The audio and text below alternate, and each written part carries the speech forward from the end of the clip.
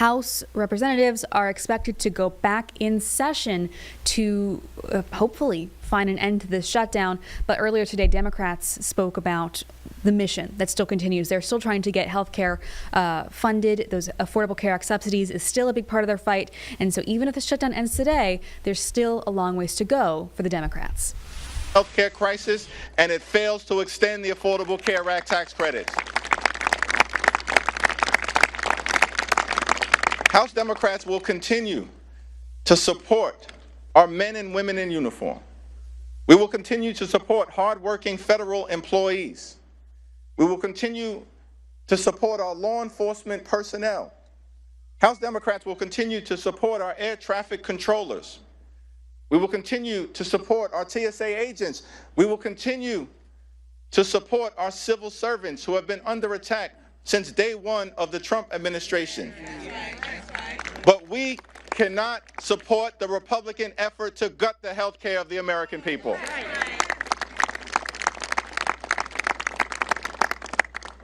Today, House Democrats will introduce legislation to extend the Affordable Care Act tax credits for 3 years, to make sure that tens of millions of Americans don't experience dramatically increased premiums, copays, and deductibles. We believe that working class Americans, middle class Americans, and everyday Americans deserve the same level of certainty that Republicans always provide to the wealthy, the well-off, and the well-connected. The same level of certainty. And so we're calling upon our Republican colleagues to join us and extend the Affordable Care Act tax credits. And we will be working hard today, tomorrow, and throughout the balance of this year to make sure that those Affordable Care Act tax credits are extended. Now, Republicans control the House, the Senate, and the presidency. They own the mess that has been created in the United States of America. They own it. In a few hours, we will convene on the House floor. And our message to the American people is no matter what happens on the floor later on today, our promise to you remains the same. House Democrats will continue to fight to make your life more affordable.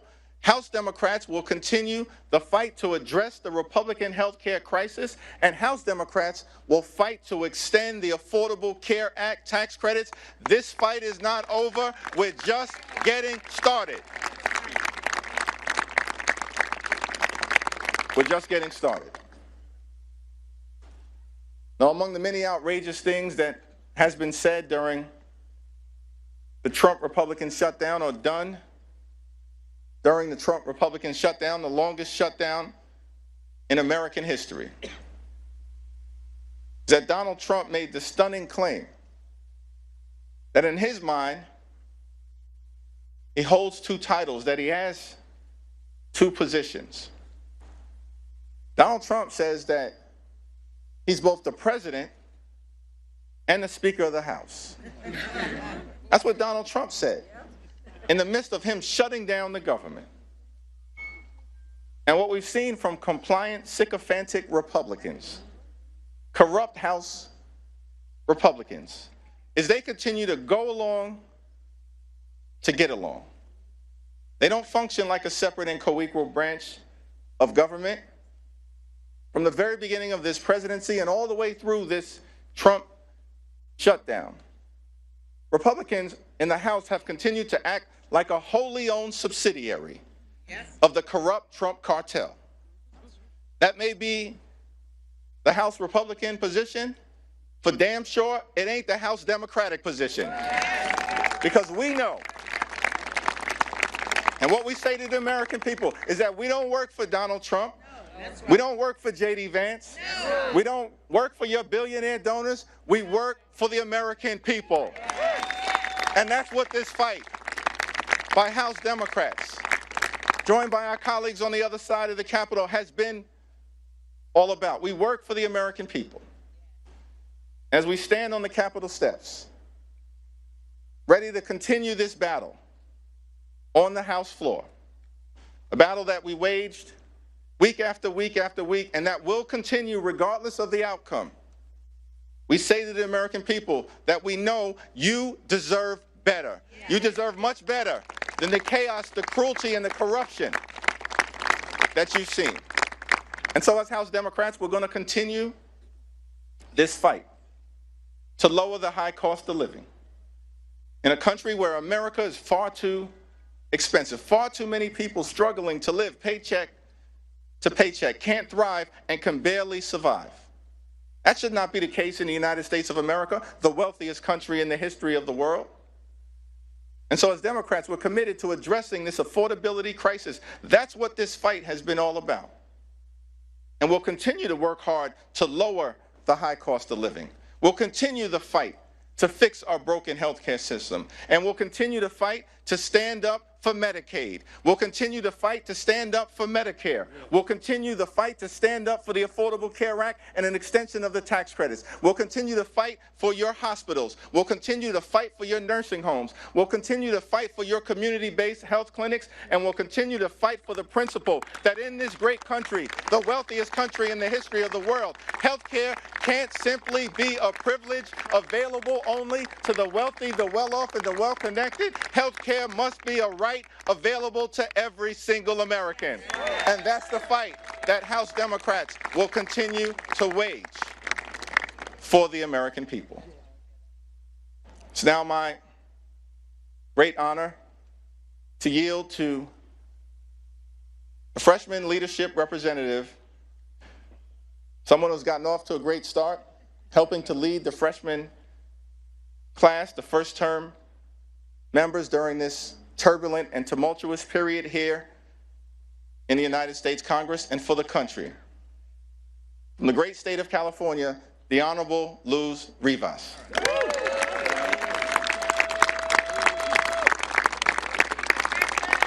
Thank you, Leader Jeffries, Whip Clark, and Chair Aguilar for your leadership. House Democrats are back in Washington, D.C., ready to vote once again to protect health care for working families across the country.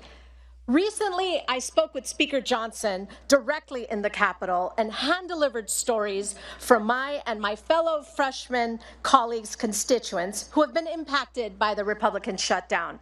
This includes the story of Stephen Heller, a constituent from Van Nuys, which is in my district. Stephen and his wife are independent contractors who have to pay for their own health insurance. Because Republicans let the ACA tax credits expire, Stephen and his wife are facing a monthly health care premium increase of $1,000 per month in 2026.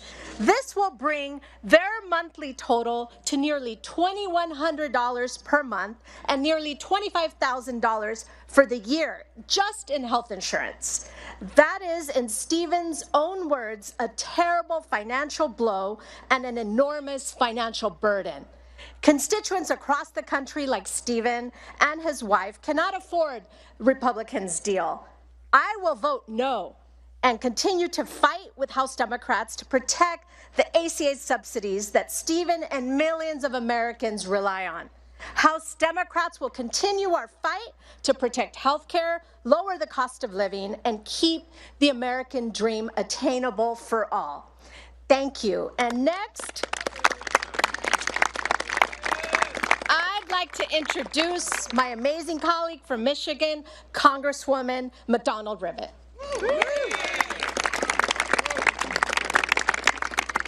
Thank you very much. I come from mid-Michigan, the part of the country where workers actually invented the American dream, to work hard enough to pay your bills, put a little bit away, and take your kids on vacation every once in a while. But the dream is further and further out of reach. In my district, 70% of our jobs pay less than $60,000 a year. So this healthcare crisis that Republicans have created, $1 trillion in Medicaid cuts and gutting the ACA in order to pay for the tax break for the ultra wealthy, is making things so much harder. So let me give you an example. A couple in my district, they actually go to my church, called and told me they're in their 60s and they rely on the ACA tax credits to pay their insurance premiums. But now, because the Republicans have failed to extend these credits, their insurance premiums are going to jump by $11,000 next year, an impossible sum for people on the edge of retirement. Health insurance already consumes 72% of their retirement income. Let me say that again, 72% of their retirement income, and is about to go up another $11,000. That means they're facing devastating choices between doctor's visits and paying the mortgage, between cancer screenings and putting food on the table, between prescription drugs and heating their home, or even, frankly, to get insurance at all. They told me, and this is a direct quote, they are strongly considering going without coverage and taking their chances rather than continuing to pay the premium. Because here's the reality, they actually can't pay that premium. I came to Congress, we all came to Congress to help people like them. Lower cost, better care, more jobs. One easy critical step is simply passing to extend the ACA credits. Yes. It is time we pass it before they pay the cost. Thank you.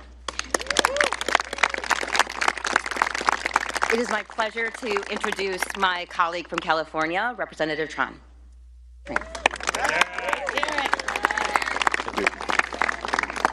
Good afternoon. I am Congressman Derek Tran, and I proudly represent Orange and LA counties in California's 45th district. Today, I want to share the story of Peter and Esther.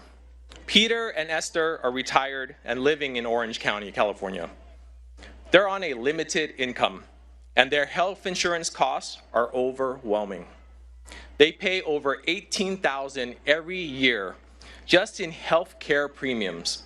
And next year, their costs are going up to over $21,000.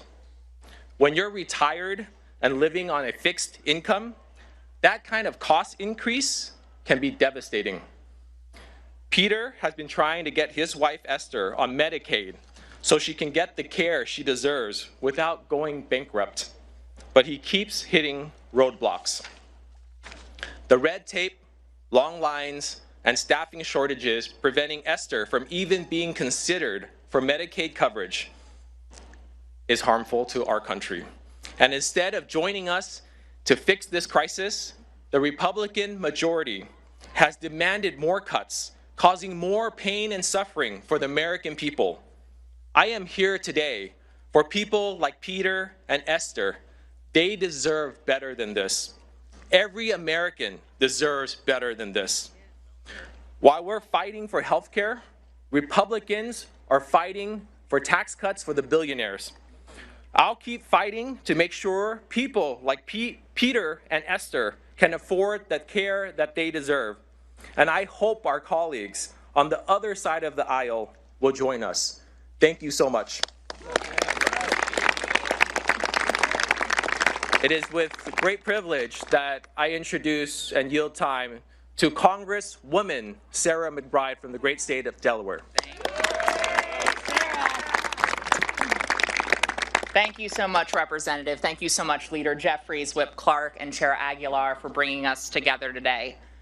We stand here today, 42 days into a government shutdown and 54 days since the House last met, because Republicans have presented the American people with a false choice between reopening government and addressing this healthcare crisis.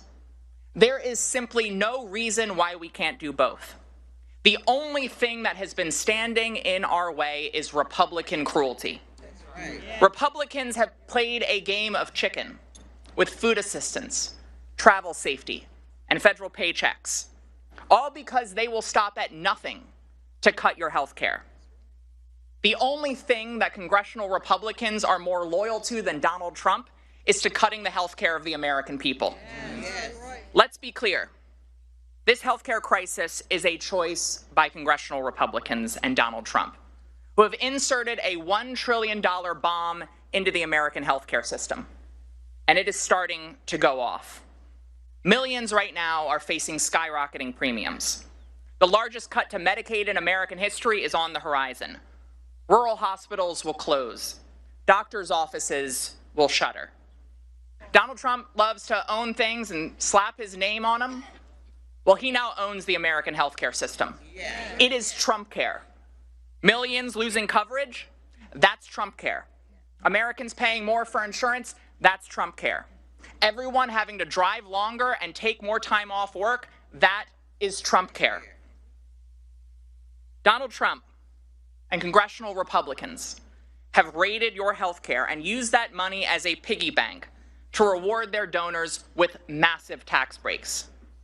Cruelty is the currency of his corruption, because Donald Trump only cares about himself, his ballroom, and his billionaire buddies, and he certainly doesn't care about you.